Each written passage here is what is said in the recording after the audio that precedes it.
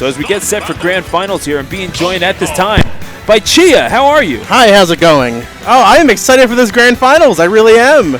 Yeah, no, it's going to be interesting because we've already seen these two face off against each other. In a different game. In a different game in Melee, and we saw Fable win that pretty convincingly, although we did see Dimension take it to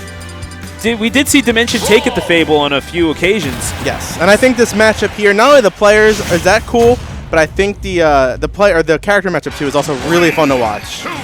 DK versus Chrom here, two exciting characters. And it's all on the line here for grand finals here at the side bracket for Smash Bros. Ultimate at Salt 168 on a Wednesday, no less. Oh yeah. Yeah, happy Boxing Day to all of our friends over in Britain and Canada. We love you all, and wherever you are watching in the world, you're certainly always welcome here at the laboratory. Speaking of boxing, DK over here with the biggest fist ready to kind of, you see like a physical kind of fighter here versus a sword fighter. You want to think that Chrom would have the range advantage, but I almost want to say even though he's not really disjointed, DK might have more of a reach there, which can kind of help get in against Chrom, and especially if he's just tapped once off stage, it's going to be lights out for him. I mean, that up air of DK's is absolutely brutal. So if he finds himself above DK, could be in for a world of hurt, and indeed could be in for one right now as he's sitting at 137%. Yeah. Beautifully grabbed. Close game. Oh, and he messed up yesterday. Oh, what a shame. Well, that's you live by the sword, you die by the sword. In this case, a proverbial sword. Dimension's case, literal. Yes. But that's 2 stocks apiece. That's a stock that, frankly, Fable did not have to lose. No, not at all. He should have lived that. He was in position to. He knew his spacing off stage very well to kind of get a far enough throw to where he would kill Dimension with still keeping his own life. But it just didn't work out as he had planned, unfortunately. And of course, we saw these two go at each other in Melee.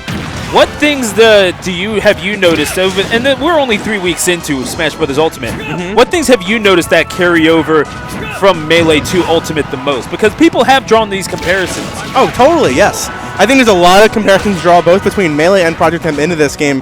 And I think with this matchup in particular, what I want to see carry over, so Dimension, for those of you who don't know, was a Marth main in Super Smash Bros. Melee. Now he's playing Chrom, and he was a very quick player in Melee, and I want to see that speed carry over. That's going to be very important here. So DK is going to be your kind of slower, kind of wall-based, kind of grappler character, while Chrom, he has superior frame data. I want to see him dash around the stage, utilize those new dash attack, dash canceling mechanics, get in, attack, get out before DK can retaliate. Yeah, and Fable was a Sheik main in Melee, so go ahead and figure out how that translates to DK. Yeah, I don't think it does. But I think that brings another cool aspect here is that you're seeing a lot of players, especially when they're transitioning from Melee to Ultimate, not as much as Smash Bros. Ultimate, that they're picking characters completely different than who they played in their other games. So while you may say you have a DK main in Smash 4, they probably play DK in this game. If you have a Sheik main in Melee, they're probably not going to play Sheik in this game. All the characters have changed so much over the iteration of 3 to 4 games since that period. And I think that Fable's a great example of that. And he just won Melee, and now he's in grand finals for this. And Fable taking game 1 on an absolutely brutal up smash. Yeah, doing that, no, it's... Oh, yeah, that's right. It does extend up to the sides. Oh, it makes sense. And you know what? Boxing Day... A very big traditional Boxing Day event is soccer over in England. I think Donkey Kong going with that Icelandic thunderclap. Yes. Up top. If only there were items. Oh my good. Yeah. If only. Literal footballs on the stage, and I say that because you're talking about Eastern European sports going on. Oh, absolutely. I mean, I don't know if anyone's going to be switching over to Wii Fit Trainer. That is to be seen. That's true. That's another soccer ball away without items. But there you go. No items, no Wii Fit Trainers. We won last week, by the way. But that's right. Game 2, Fable coming from the losers bracket, but he's up 1-0. So if he wins this one, he gets to reset the bracket and take a full chance to winning this tournament over top of Dimensions Chrom. Wait, Wii Fit won last week? Yeah. Wii Fit won our Tuesday Ultimate event last week. Who was that? That was Varun, I believe. Yes. VOD's up on the channel right now. Just click back a couple videos. You guys will see it right away. Absolutely. Awesome match. YouTube.com/Clash Tournaments. Yes. So here we are standing off a little bit. I want to see Chrom continue to use the speed and the range. While meanwhile, Fable's kind of like keeping back with Donkey Kong, and his throws are what's getting him the kill conversions. He's getting a lot of damage in and out, but those kills already, I think, were just like, what, 3 stocks into the set, and 2 of his kills were by grabbing, cargoing, throwing off stage. And obviously we're not going to see the similarities between DK and Sheik be emphasized here as it was between Melee and Ultimate. Oh, totally from not. Fable. But one thing that we have been seeing from Fable is the fact that really does emphasize the grab game, the up close and personal style that Fable has brought to the table here. Good point. One of the reasons why he's number 10 in Jersey in Melee and certainly looking to aim higher. And one of the reasons why he won the Melee tournament earlier today, as Dimension does take the first stock, looking for a measure of revenge himself. Certainly. One thing I am seeing that's interesting coming from players in other games, especially when they're used to playing Melee, their movement's more going to be wave dash based, but since that's not a technique in this game, they're kind of reverting back to rolling. However, if you watch, both these players have already been shown to like roll 2 or 3 times in a row, and it's hurting a lot of them because they're losing those invincibility frames. They're getting attacked like that 3rd roll or so. So I want to see players kind of like remember and like kind of adjust to the new ultimate mechanics, because yes, rolling wasn't the best in Melee, but it was a thing. But it's even worse in this game than it was in that game because there's no wave dashing or crouch on as their movement. Not to mention rolling, you do get punished for using rolls. Yes. A lot more latency on them. Yep. More latency, and the more they do it in succession, the less invincibility frames it has in ultimate. Well, the more things change, the more they stay the same. And we're seeing 2 consecutive ding-dongs from, as they were referred to in Smash 4. I guess you don't really have those in Ultimate right now. They're in there, but more for damage rather than kills, it feels like. Probably for the best, if we're being completely honest. Although, as a Game & Watch, I will miss the toot-toot just a little bit. So one thing I like that Dimension's doing is that, like, or I should kind of rephrase it. I don't like that he's doing a continuous up B's at the ledge just like this, but it's worked so many times, so I like why he keeps doing it. But Fable really needs to notice that, like, he doesn't get the invincibility every single time he grabs a ledge. And that down tilt there he just punished a moment ago was the first time all said he's done that. And Dimensions must have done about 20 up B's at the ledge, and he could have punished all of them, but he finally did for the first time. But I mean, hey, he's up a game in this series, so he's doing something right. Fable is not emphasizing the striking game as much as you might think, considering it is Donkey Kong. But at the same time, he's he really, I think that's the first time he connected, or really you could say killed, with that back air this whole time. Yes. So, and considering how much of an effective tool, that could be one of the better back airs in the game, if not the best back air in the game. Probably one of them, yeah, for sure. Yeah, I mean, just the disjoint it creates, it's so hard to counteract. And Dimension... Good bait there. I like that. Beautiful stuff, but he's sitting at 74%. What does Dimension have to do to clean this up? I think Dimension ordered to clean this up. He's dashing in a lot with a lot of neutral airs, and which he's spacing not bad. But I want to see him, like, because he's getting Fable scared into his shield a lot, and he should mix it up with some grab attempts instead. He goes in a couple times in there, and then mix up with grab. He's going to get more grab conversions, and he's going to lead them to more damage. He doesn't punish the landing in time, and that could be what costs him. Oh, no! Are you kidding me? Dimension slips from out of the grasp of Donkey Kong to survive and take it to 1-all. So I don't know the frame data, but it looked like because Chrom mashed out and didn't get thrown, that DK had more lag frames there. So just like that, we are tied up at 1 apiece, and if I understand correctly, best of 3. Yes, best of 3. Okay. Yeah. And so now this is for either the reset or the victory. So Fable had that snatched away from him last second. I think he should have just went for like the stage spike on that one. Although the stage pick certainly did help there for Dimension. We did see Moosh do that to him in Winners Final though. So it's not like it's unprecedented. We have seen it. Yes. So this stage is kind of picked by Fable's Donkey Kong here, which, yeah, I would definitely put this stage into DK's favor, I think. A lot of those back airs are going to push him off easily out there.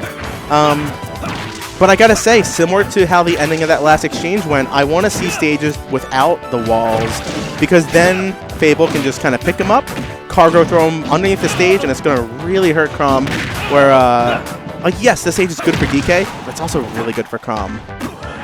Yeah, I mean, it's close quarters combat. What do you want? Yeah, he's going to kill so early. I want to see him get those edge guards a little bit more. He needs to go out there, because if he taps Dimension's Chrom out of his double jump even just once, at like any percent, he's dead, and he's not going for that. And that's where I think a lot of Chroms kind of fall from where people think he currently is in the tier list will happen. And DK definitely has the range to make it happen. I mean, considering how hard these characters hit and the things that they can do, very likely we're going to see a quick matchup here between these two. I mean, this is like step into the octagon, basically. And going to be knockdown, drag out, considering the smaller dimensions, both of the stage and the blast zones of WarriorWare. Yes. So we just saw a couple times there, like what I mentioned before, about how Dimension constantly going up for like those short hop neutral airs on the shield, and he's not mixing up any grabs. He's already done it twice in a row on shield. Watch, he's going to do it again right here. Oh, all right, went for the smash back, never mind. It looked like he was going to go for the nair. I swear, he keeps doing it over and over, and I think that is going to be like his real success to win this match. They're tied right now, but that could severely bring it into his favor. Fable manages to get back to the stage and putting Dimension up into the air. Dimension, you know, he hasn't been relying on the great edge guard. He actually went out there. I'm glad. That was really good. See, there you go. Triple roll. What happened? He got grabbed out of it. It's because he didn't know how to handle the situation when Fable came down with invincibility frames, and his mind just kind of like reverted back to like the safety option in Melee, so to say. Right, but he does find himself. Oh, he's good. He's good. No, he finds himself back. But I will say it's definitely interesting to see how Dimension plays this character differently than he does play Marth. And obviously the not that different, to be honest. But it feels like Dimension approaches him differently. How is that? Just in a way, because you do see him going off stage a little bit, but you don't see him going quite as far as he would with, say, oh, there you go, Dimension. No matter what, I will say there is one difference. He did win the tournament with this Chrom. That's true. Beating Fable 2-1. And what I was saying is that you're absolutely right. I'd say that the approach is the same. It's just the little things, how far he goes off the stage. True. With Chrom, which you kind of have to. Yeah, he's going to be using more forward airs, more back airs, rather than like down air spikes, which he did a lot in Melee. But if you look there, 3-game series, 3 stocks apiece. The first game and a half, he almost never went off stage. As soon as he did those last 2 stocks there, cleaned it up no problem. And I think when he got comfortable enough with that, playing enough games in a row, kind of switching from Melee to Ultimate, having a couple games of practice, of warmth, that's when he flourished. It really did. Absolutely. So that's going to do it for us here in Hatboro, Pennsylvania. Thank you for joining me on Commentary, Chia. Where can they get at you on Twitter? You can get at me at Clash_Chia. That's right. And I'm BCE Stu the Announcer. You can get on me on Twitter and Twitch at Stu the Announcer. In fact, I'm going to be streaming right after this. Very cool. And if you want to check out more of Clash Tournaments, check out all of our social media stuff here. YouTube.com/Clash Tournaments. That's likely where you're watching this right now. Twitter at Clash Tournament, because I can't fit the S on the end of it. Twitch.tv/Clash Tournaments. Our Facebook page, Clash Tournaments, and our website where you can find out more about us and what we do at ClashTournaments.com. At Clash Tournament on Twitter. Leave off the S for Smash. Boom. There you go. But it is Smash. Yeah, I know. It should be Clash Tournaments. There used to be some company. It was like leave off the last S for saving. So I was like leave off the last S like for that. Smash. So there you go. Yes. Either way, folks, want to thank you all for joining us here. Twitch.tv/Clash Tournaments or YouTube.com/Clash Tournaments. Wherever you may be, certainly want to thank you for joining us. If you're on YouTube, hit that subscribe button and make sure to ring the bell for notifications. That's why you know all the times I'm going to be posting those videos for you to watch, and they're always such great videos. And on Twitch, hit that follow button like it owes you some money. Get on that. And yeah, there's a bell there too. Ring it's that free. Bell. Yeah, figures. Go figure, right? Yeah. Now, so folks, once again, thank you for joining us. I'm BCE Stu the Announcer. I'm Chia. We will see you next time here at Salt.